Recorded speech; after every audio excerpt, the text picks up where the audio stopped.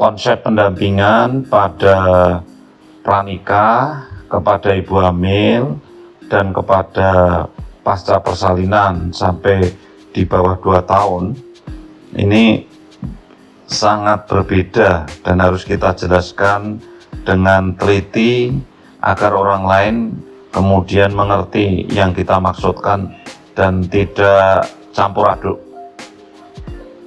Yang pertama, pendampingan calon pengantin. Konsep yang dikembangkan oleh BKKBN itu menilai status gizi calon pasangan usia subur 3 bulan sebelum menikah, sehingga dia akan terkoreksi sebelum nanti masuk masa pernikahan dan bulan madu.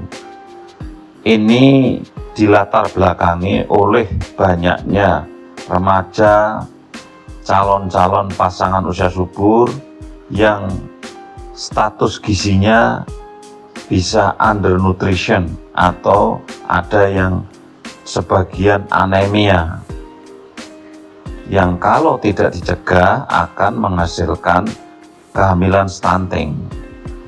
Mencegah sejak 3 bulan bagi calon-calon pengantin ini penting sekali, karena angkanya sangat mempengaruhi secara signifikan untuk keseluruhan stunting dan keseluruhan kelahiran.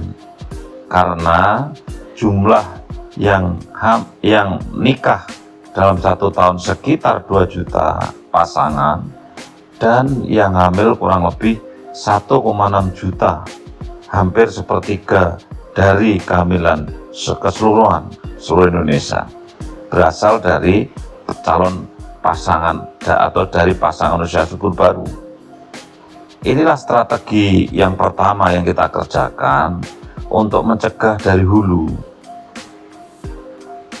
Secara teknis, pendampingan terhadap calon pasangan usia subur ini tidak perlu lama dan tidak rumit, karena hanya mengembangkan aplikasi yang dipakai untuk mendaftar mereka yang ingin nikah itu, tetapi di dalam aplikasi itu memasukkan ukuran-ukuran status nutrisi seperti tinggi badan, berat badan, HB, ya, tentu usia jelas. Setelah itu bisa dinilai status gizinya dan bisa dipilah siapa dan yang harus mendapatkan apa. Dari hasil itu memang bisa dibawa di dalam forum rembuk stunting atau semacam audit stunting, yang kemudian ini bisa dijadikan dasar untuk melakukan terapi pada saat itu sebelum nanti dinikahkan. Basisnya bisa kecamatan atau bisa kabupaten, tergantung. Kalau kabupatennya sangat besar dan itu wilayahnya besar, maka bisa berbasis kecamatan manajemennya, ya. Nah, inilah pendampingan yang hanya membutuhkan waktu 3 bulan dan mungkin pendampingannya pun bisa secara tidak langsung.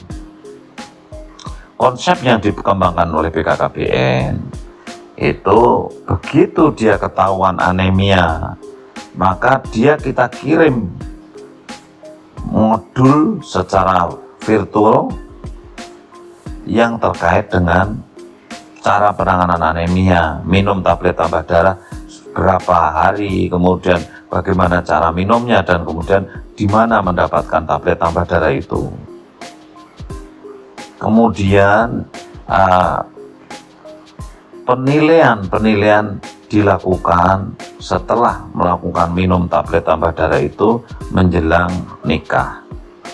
Ini tidak menghambat orang menikah, tetapi memang menjadi syarat kalau mau nikah mesti menyerahkan ini dulu lewat secara virtual. Tapi kalau tidak memenuhi syarat, misalkan anemia, kita tidak akan melarang untuk menikah.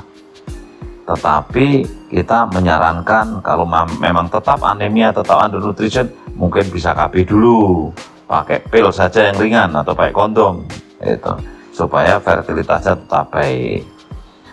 Dari sini kita akan kaya data orang yang mau nikah, akan masuk semua tentang HB-nya, tentang status nutrisinya, ya, body mass index-nya dan seterusnya.